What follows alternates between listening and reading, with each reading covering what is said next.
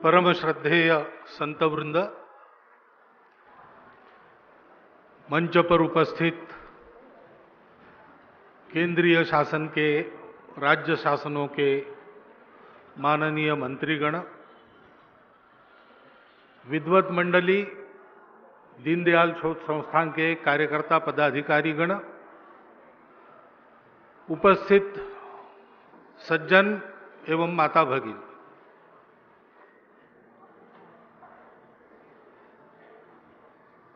जो तोमर जी ने कहा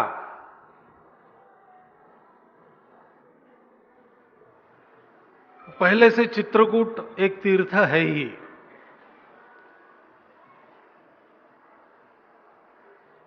आधुनिक समय में भी धर्म का अर्थ समाज की धारणा करने वाला, समाज को ऊपर उठाने वाला, समाज को जोड़ने वाला, यह है उस अर्थ में नानाजी की तपस्या और उनके साथ आप सबके उद्यम से आधुनिक अर्थ में भी ये तीर्थ बन गया है।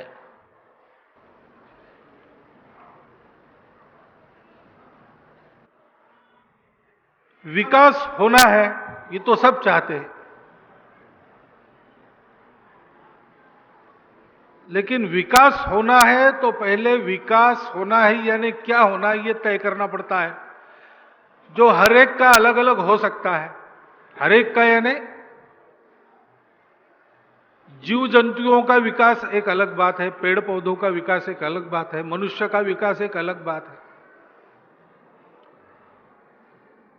विकास का नाप सबका एक सा नहीं होता है।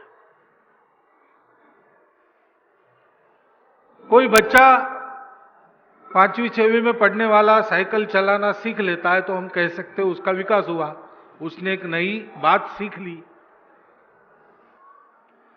लेकिन सर्कस में हाथी भी साइकिल चलाता है तो हाथी का विकास नहीं कहते उसको। पैसे देके टिकट लेकर सर्कस देखने हम जाते हैं और हाथी साइकिल चलाता है तो ताली भी बजाते हैं, लेकिन कोई कहे कि हाथी का विकास साइकिल चलाना है तो हम उसको मान्य नहीं करेंगे। हाथी तो जंगल का प्राणी है, वो जंगल में स्वतंत्र रूप से रहे, फले फूले, यही उसका विकास। और इसलिए जब भारत के विकास की हम बात करते हैं तो भारत के लिए भारत के विकास का कुछ अर्थ है। अमेरिका के विकास का अर्थ और भारत के विकास का अर्थ एक सा नहीं होता। सर्वत्र इस प्रकार की दृष्टि लेकर विकास का विचार होना चाहिए। हमारे यहां पर परंपरा से विकास तब माना गया है जब विकास एक साथ सबका होता है और जब विकास केवल एक अंग का नहीं होता, सभी का होता है। मनुष्यों के हाथ में पैसा बढ़े, यह विकास का केवल एक पहलू है। पैसा बढ़ने के साथ साथ नीतिमत्ता बढ़नी चाहिए, नहीं तो हमारे यहां विकास नहीं मानते। धनवानों की कथाएं हमारे यहां नहीं चलती, पश्चिम में चलती है। उन धनवानों ने धन कमाने के लिए क्या क्या किया है इसको लोग भूल जाते हैं, बस उसने धन कमाया है। सत्ताधीशों की कहानियां चलती है, सत्ता प्राप्त करने के लिए क्या क्या किया है ये लोग भूल जाते हैं। उनके कीर्ति के डिंडिम वहां बजते हैं। हमारे यहां ऐसा नहीं होता। हमारे यहां राजा महाराजाओं की, धनपतियों की कथा नहीं चलती। हमारे यहां तो सब कुछ छोड़ के कफलक बनकर लंगोटी पहन के कोई आ जाता है तो उसको चरण छूने के लिए होड़ लगती है। हमारे यहां भी राजाओं की कथा चलती है, लेकिन उस राजा की चलती है जिसने पितृवचन पालन के लिए चलकर आया हुआ राज्य छोड़कर वनवास को स्वीकार किया, उसकी कथा हमारे यहां चलती है। हमारे यहां धनवान की कथा चलती है, लेकिन उस धनवान की चलती है जिसने जीवन भर की गाढ़ी कमाई को और कुछ जोड़कर आजादी की लड़ाई लड़ने वाले राणा प्रताप को समर्पित कर दिया। हमारे यहां धन का महत्व दान में है और शक्ति का महत्व सज्जनों के रक्षण में है। हमारी विकास की अपनी कल्पना है, लेकिन उसका कहीं प्रयोग नहीं हुआ था, क्योंकि प्रयोग करने के लिए कोई तैयार नहीं था, विश्वास नहीं था। विश्वास था लेकिन साहस नहीं था। और इसलिए विकास का जो ढर्रा सर्वत्र चलता है कि सरकार नाम का एक कॉन्ट्रैक्टर होता है, ठेकेदार होता है, उसको अपना सारा ठेका उसको दे देते, उसको पैसा देते रहते, वो जो करना है करे। हमारे यहां ऐसा नहीं सोचा गया। सरकार का अपना कर्तव्य है, सरकार की नीतियां बहुत परिणाम करती है, लेकिन नीतियां बनाने वाले सरकार को बनाने वाला समाज होता है, और सरकार भले ही नीतियां बनाए और चलाए, उसको जमीन पर चलाने वाला और चलने देने वाला समाज होता है। समाज मालिक है, मालिक सोया तो क्या होगा। एक भला आदमी था देहात में, बहुत परिश्रम करता था, जमीन भी थी उसके पास 30-40 एकड़, पानी की व्यवस्था भी थी, इसलिए अच्छी खेती, परिश्रम करता था, खेती अच्छी होने लगी, वैभव बढ़ने लगा। धान की खेती करता था, धीरे धीरे एक राइस मिल भी उसने डाल दी, एक डेयरी भी खड़ी कर दी, कई प्रकार के उसने और ऐसे अपने कारोबार खड़े करके, और आदमी भी अच्छा था तो सबको देता भी था, तो संपत्ति भी मिली, कीर्ति भी मिली। 4 लोगों को पूछेंगे तो लोग हाथ जोड़ते थे कि बड़ा पुण्यात्मा है। ऐसा वो बहुत यशस्वी, और इसको इकलौता एक बेटा, बूढ़ा हो गया तो उसको लगा कि अब धीरे धीरे बेटे को सब देना चाहिए, तो बहुत जतन से, बेटा भी अच्छा सच्चील बेटा था, सीखने वाला था, पिताजी ने सिखाया, उसने सब सीख लिया। एक दिन उसके हाथ में सारा सौंप कर पिताजी निवृत्त हो गए, और 2-3 वर्षों के बाद भगवान को प्यारे हो गए, पिताजी चले गए और लड़के पर सारी जिम्मेवारी। उसने सब सीखा था अच्छी तरह से, लेकिन क्या हुआ पता नहीं, पिताजी के जाने के बाद धीरे धीरे सारा कारोबार घटने लगा। 2-3 वर्षों में सब बैठ गया। अब ये बारी आ गई कि राइस मिल को बेच दिया जाए, 30 एकड़ जमीन में से आधी जमीन को बेच दिया जाए, ऐसी स्थिति में पहुंच जाएंगे 1 आध साल में। वो बड़ा चिंतित था, सब उपाय करके देख लिए, विकास नहीं हो रहा था, तो फिर टोने टोटके करने लगा। मनुष्य अपने पुरुषार्थ को जब हार जाता है तो फिर इधर उधर की बातों में भी मन लगाता। उसका भी कुछ उपयोग नहीं हुआ। एक दिन उसके गांव में एक साधु महाराज आए, गांव वालों ने बताया उस लड़के को, ये साधु महाराज है ना, इनकी तपस्या बहुत है, और आनंद की बात यह है कि ये तुम्हारे पिताजी के अच्छे मित्र रहे हैं साधु बनने के पहले, तो तुम उनके पास जाके उपाय पूछ लो, वो तुमको उपाय बताएंगे। उसने कहा ठीक है। मित्र भी मिल गए और महात्मा भी मिल गए एक साथ, दोनों एक व्यक्ति में, तो निश्चित ही कल्याण होगा अगर उनके हाथ में ताकत है तो गया महात्मा जी के पास, परिचय दिया, अपना रोना बताया। महात्मा जी ने कहा कि अच्छा ऐसा करो, क्या क्या करते हो तुम बताओ, सुबह उठने के बाद रात को सोने तक पूरा दिन में जो जो कुछ तुम करते हो सब सारा बताओ। उसने बता दिया। महात्मा जी ने कहा कि फिर ठीक है, कल शाम को फिर एक बार स्नान करके, सुबह स्नान हो जाता था, फिर एक बार स्नान करके आना, तो मैं उपाय बताऊंगा, सूर्यास्त के पहले आ जाना। उसने कहा ठीक है। दूसरे दिन सूर्यास्त के पहले स्नान वान करके वो आ गया। महात्मा जी ने उसको एक बंद पोटली दी और कहा कि देखो कल सुबह से ये काम करना, सूर्योदय के पहले जहां जहां तुम्हारी खेती है, कारोबार है, बगीचा है, सब कुछ है, सूर्योदय के पहले वहां जाकर इस पोटली में जो कुछ है वो थोड़ा थोड़ा डालना।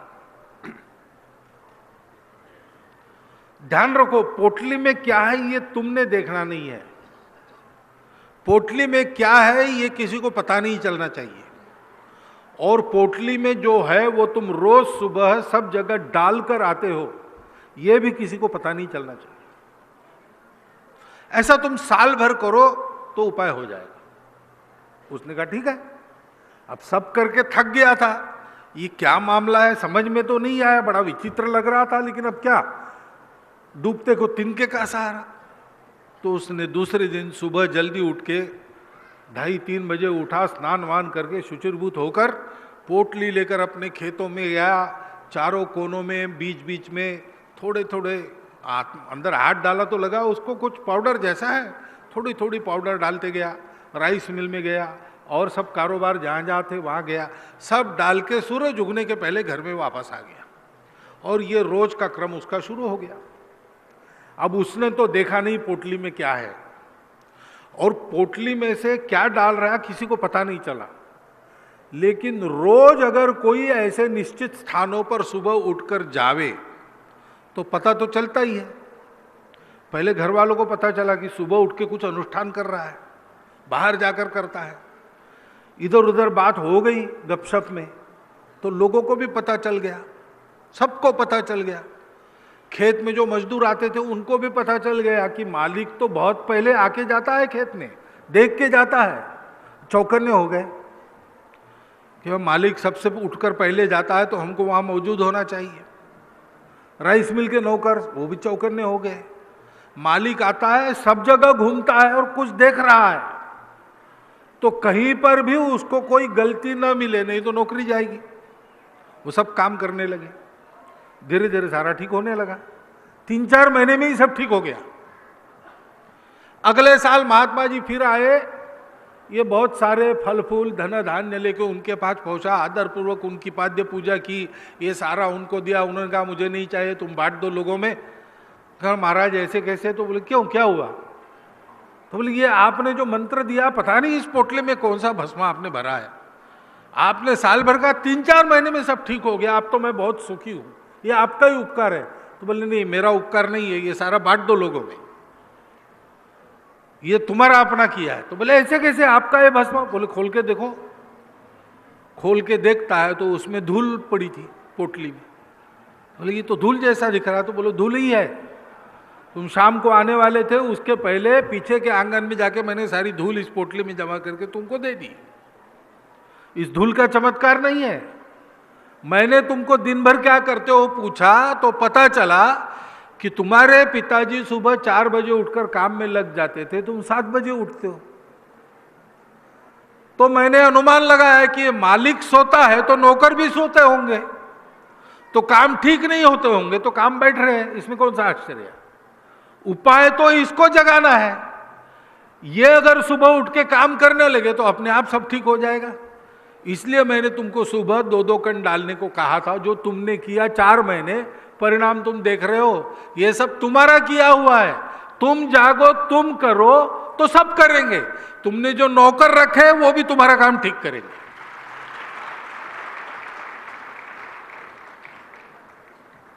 नाना जी ने क्या किया? यही किया। और क्या किया? सरकार पहले भी थी, योजनाएं पहले भी थी, आज भी है, योजना है, कल भी रहेगी, योजनाएं भी रहेगी। समाज भी पहले ही था, हम सब यही कर रहने वाले हैं। नाना जी बाद में आए यहां रहने के लिए, लेकिन नाना जी ने हमको जगाया। हमारे यहां पर समाज जाग के अपना विकास कर लेता है। बाकी जगह क्या होता होगा पता नहीं। अपने पुराणों में तो ऐसा है कि द्रौपदी का चीरहरण हो रहा था, भगवान कृष्ण सर्वसमर्थ थे, द्वारका में उनको तुरंत पता चला कुछ हो रहा है गड़बड़। वहीं से अगर अपनी भ्रुकुटी टेढ़ी कर देते थे तो एक क्षण में सारा कौरवकुल भस्म होने की ताकत उनकी थी। लेकिन उन्होंने ऐसा नहीं किया, उन्होंने इज्जत बचाई वस्त्र देकर।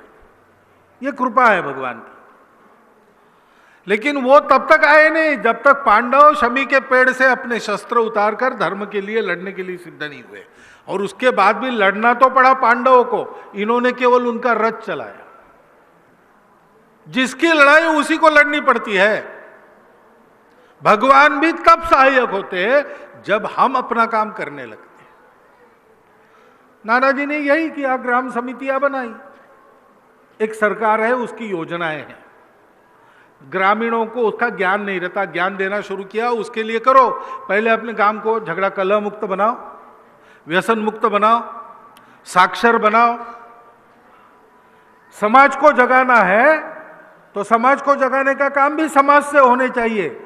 तो जो बाकी समाज है, जो थोड़ा सा विकसित संपन्न समाज है, वहां के लोगों ने, क्योंकि यह समाज भी अलग समाज है क्या, यह अपना ही समाज है, और इसलिए वहां से समाज शिल्पी दंपति आई। लोग कहते हैं हम समाज का काम करते, समाज का काम करते यानी किसका काम करते, हम ही समाज है। समाज का काम कोई उपकार नहीं है समाज पर, हम अपना काम करते हैं।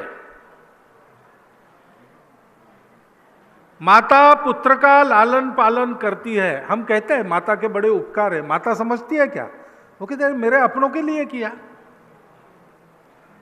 पुत्र भी कहता है, बड़ा होकर अपने माता पिता को सुख में रखता है, माता पिता कहते हैं कि बड़ा अच्छा पुत्र है, वो कहता है अच्छा क्या है, स्वाभाविक बात है, आप हमारे अपने हैं, आपको अच्छा रखना हमारा काम है। नानाजी भी कहते थे सार्वजनिक कार्यकर्ता को अपना काम करना नहीं होता, वो अपनों के लिए काम करता है। क्यों राजनीति में सारे पद प्रतिष्ठा का लाभ मोह छोड़कर 60 साल हो गए, नानाजी यहां रहने के लिए आए और उन्हें गोंडा में गए पहले, फिर यहां आए और 5 जगह पर पहले काम शुरू किया भारत में। किस लिए शुरू किया?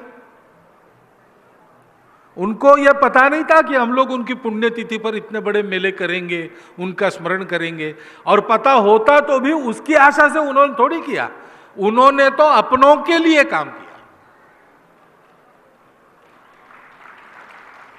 इस अपनत्व के भरोसे पर समाज चलता है, इसलिए पहले 512 गांवों में कलह मुक्त गांव, कोई झगड़ा टंटा बाहर नहीं जाएगा, गांव के गांव में उसका निकाल हो जाएगा, गांव टंटा मुक्त हो जाएगा। ऐसी 5 बातें उन्होंने खड़ी की।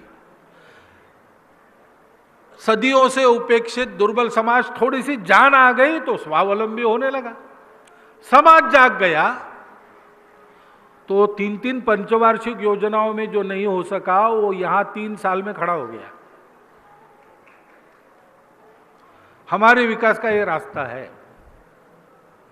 गांव का विकास भारत का विकास है, कहते सब है, लेकिन गांव के विकास में करना क्या है? आज के गांवों में 2 बातें हैं। प्राचीन जो परंपरा के अपने गांव है, उसमें जो कला है, संस्कृति है, आत्मीयता है, संबंधों की कदर है, वो कुछ कुछ तो अभी भी बचा है,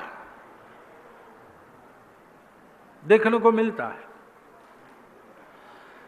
लेकिन पुराने जमाने के गांव स्वयंपूर्ण होते थे, सुविधा संपन्न होते थे। अच्छे अच्छे देश के विद्वान जिनकी प्रज्ञाओं का अध्ययन आज की दुनिया कर रही है, ऐसे विज्ञान गांव में रहते, विद्वान गांव में रहते थे। शहरों की प्रयोगशालाएं हमारे यहां नहीं थी। खेत में काम करने वाले गांव के किसानों ने हमारे किसानी की और तांत्रिकी तैयार की है, जिससे आज भी कई कई चमत्कार हो सकते। गौ का उपयोग जैसा हमारे देश ने किया वैसा किसी ने किया, और हमने उपयोग नहीं किया, हमने संबंध जोड़ा, हमने गौ माता कहा। हम सृष्टि का उपभोग नहीं लेते। जैसे बालक माता का दूध पीता है, वैसे हम सृष्टि से जीवन के लिए आवश्यक लेते हैं और अपनी शक्ति को सृष्टि के परिवर्धन के लिए लगाते हैं, क्योंकि हम संबंध जोड़ते हैं। यह हमारा विकास का तरीका आया कहां से? हमारे जंगलों से और हमारे कृषि से आया है। उस विकास में, विकास से पर्यावरण की खराबी नहीं होती, वो विकास महंगा नहीं होता, वो विकास ऊर्जा की संपत्ति को नष्ट करने वाला नहीं होता।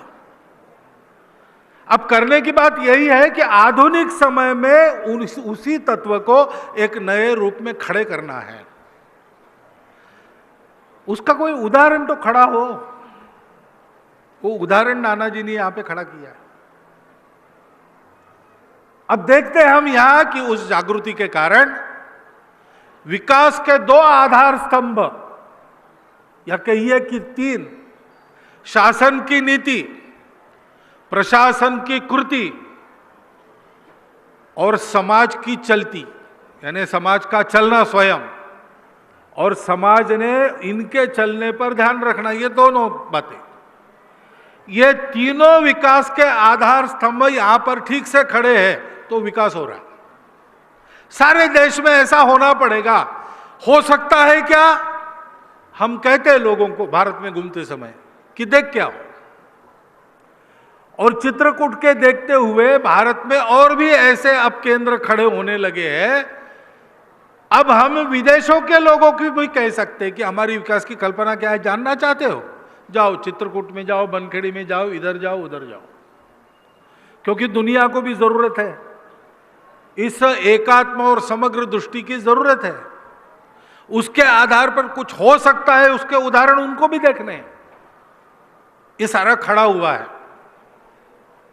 आज हम इस विकास को अपने आंचल में लेकर नानाजी का पुण्य स्मरण कर रहे। क्यों कर रहे? क्योंकि ये तीन शक्तियां तो है विकास की कारक जो यहां खड़ी है, लेकिन एक शक्ति है जो गुप्त सरस्वती जैसी है, जो सामने नहीं आती, जो अपना डिंडिम जो बजाती नहीं है, अपनी कीर्ति अपनी मान प्रतिष्ठा का ख्याल नहीं रखती है, वो अपना काम करती रहती है। जैसे इन तीन विकास की धाराओं, विकास के कारक धाराओं को हम अपने करने से ऐसा ही जारी रखेंगे तो आगे आगे बढ़ते जाएंगे। जो अभी तक कर रहे थे उसको बिना रुके, बिना थके, बिना नीचे रखे हमको इसी प्रकार परिश्रम पूर्वक आगे बढ़ाना है। विकास की कोई मर्यादा नहीं होती, इतना आगे जिसका कोई ठोर नहीं। जहां पूर्णता ही मर्यादा हो, सीमाओं की डोर नहीं, वो विकास होता है। नर का नारायण बनने तक विकास चलते रहना चाहिए। अभी और आगे जाना है, परिश्रम चलता रहेगा, लेकिन साथ साथ वो गुप्त सरस्वती की धारा भी प्रवाहित रहनी चाहिए, क्योंकि पहले वो बहती है, बाद में ये तीन बहने लगती है। वो क्या है? एक राजा गया जंगल में शिकार के लिए। शिकार खेलते खेलते, बहुत सारे लोग थे, पूरा मंत्रिमंडल साथ में था और उसके सरदार और सेना भी साथ में थी। 1000-1200 लोग थे, तो शिकार तो मिलना रहा। 1000-1200 लोग जंगल में जाएंगे, शिकार रहेगी क्या वहां पे? भाग जाएगी पहले। खोजते खोजते सूरज डूब गया, अब रात को जाएं क्या? तो खोजते खोजते जंगल में फिर रास्ता भी खो गया, तो भटकते भटकते पहुंच गए एक जगह जहां एक कुटिया थी, मिट्टी का दीपक जल रहा था, अंदर एक योगी बाबा ध्यान लगा के बैठे थे। राजा नम्रता पूर्वक गए, हाथ जोड़कर बैठ गए वहां। योगी बाबा का ध्यान खुला, उन्होंने देखा, देख के ही पहचान लिया कि राजा हो। हाँ, कैसे आए हो? कहा महाराज रास्ता भी भटक गए, देर भी हो गई, बहुत थक गए हैं जंगल में भटक के, कुछ आश्रय की व्यवस्था हो जाए, भोजन पानी की व्यवस्था हो जाए, खोज रहा हूँ। रास्ते में आपकी कुटिया दिखी, इसलिए दर्शन करने के लिए आया। आपको कोई रास्ता पता है ऐसे स्थान पर पहुंचाने वाला? उन्होंने बोला तुमको अब कहीं जाने की आवश्यकता नहीं, वो सामने दिख रहा है ना, वृक्ष लगे हैं, वो लगाए हुए वृक्ष है, एक बगीचा है, तुम वहां चले जाओ, तुम्हारी सारी व्यवस्था हो जाएगी। तो थोड़ा 2-3 फरलांग राजा सेना सहित चला गया। जैसे उस बगीचे में प्रवेश करता है, लोग आ गए दौड़ के, सेवक आ गए, ठंडा पानी गर्म पानी लेके गर्म पानी से पैर धोए, सबको पानी पिलाया, गुड़ की डली खिलवा कर बाद में, और फिर कहा कि 1-आधा घंटा आप विश्राम कर लीजिए, भोजन की व्यवस्था हो रही है। आने के बाद तुरंत सारा हो गया भोजन का, बहुत अच्छा सुग्रास भोजन आराम से करके राजा ने रात भर विश्राम कर लिया। सूरज उगते ही सेना तैयार हो गई, बाहर निकली, वापस कुटिया में गई। योगी बाबा बैठे थे, प्रणाम किया। राजा ने कहा बहुत अच्छी, ये व्यवस्था किसकी बनाई है? तो बोले कि ये मेरी सिद्धि है, यहाँ बैठा हूँ और इसलिए। तो बोले इतनी वहाँ अच्छी व्यवस्था होती है और आप यहाँ एक खपरेल की कुटिया बनाकर तपस्या में रत हो, खाने का कोई ठिकाना नहीं, कुछ नहीं, आप इतनी असुविधा में क्यों रहते हो? आप वहां क्यों नहीं रहते बगीचे में? आपकी खातिर हो जाएगी रोज। उन्होंने कहा देखो, हम खपरेल की कुटिया में रहकर आधा पेट रहकर साधना करते ना, इसलिए ऐसी बगीचा बनता है, नहीं तो नहीं बनता। हम ऐसे हैं इसलिए वहां ऐसा है। यह तपस्या यहां पर हुई है। पद मान प्रतिष्ठा सब छोड़कर नाना जी ऐसे जाकर बैठे, कुछ साल गोंडा में बैठे, बाद में चित्रकूट में आकर बैठे और यहां उन्होंने तपस्या की। उस तपस्या में उनके साथ हमने भी उनके जितनी नहीं, लेकिन जितनी हमसे हो सकती थी उतनी तपस्या हमने सब नहीं की। सामूहिक हमारी तपस्या हो गई, इसलिए यहां पर जंगल में नंदनवन खड़ा हम कर पा रहे हैं। ये तपस्या की गुप्त सरस्वती जारी रहे, इस प्रकार हम सब लोग बनते रहे, हमारी नई पीढ़ी को भी इस प्रकार विचार वाले और कृति वाले बनाते रहे, ये भी काम साथ साथ चलता रहे, इसकी आवश्यकता है। विकास में आपको क्या कठिनाई आ रही, आपके मन में कौन से प्रश्न हैं, सरकार उसके लिए क्या करेगी, प्रशासन उसके लिए कैसा चलेगा, ये संवाद आपका हो गया। मैं न प्रशासन में हूं न शासन में हूं, समाज में रहता हूं, लेकिन मैं काम करता हूं कि लोग ऐसे बने कि जो तपस्या करने से पीछे ना आए, चाहे जितनी कठिन परिस्थिति लगती हो, चाहे जितनी बात विपरीत लगती हो, लेकिन विवेक बुद्धि से जिस गंतव्य को हमने मान लिया है कि इसको करना है, उसकी ओर इंच इंच पूरी शक्ति लगा के बढ़ते रहना, तो फिर एक न एक दिन जैसा स्वप्न में देखा था वैसे ही सब हो रहा है। ये दृश्य भी मनुष्य को अपने जीते जी देखने को मिलता है। इस आत्मविश्वास के साथ यहाँ पर जो तपस्या नाना जी ने प्रारंभ की है, सभी संत महात्माओं के आशीर्वाद से, आप सब लोगों के परिश्रम से जो आगे चल पड़ी है, वो आप लोगों का आशीर्वाद और हम सब लोगों का परिश्रम ऐसा ही बनता रखने का दायित्व हम सब लोगों का है। नाना जी के स्मरण के साथ अपने इस कर्तव्य बोध का स्मरण आज हम सब लोग मन में लेकर जाएं, इतनी ही एक प्रार्थना आपके सामने रखता हूं और मेरे 4 शब्द धन्यवाद सहित पूर्ण करता हूं।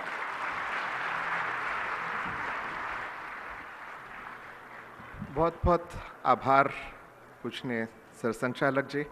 आप जैसे तपस्वियों का आशीर्वचन मार्गदर्शन हमको मिलता रहेगा, ऐसा हमें विश्वास है और हम सब लोग मिलकर इस यज्ञ में अपनी आहुति देते रहेंगे। इस विकास के महायज्ञ में हमारी आहुति हमेशा दी जाती रहेगी।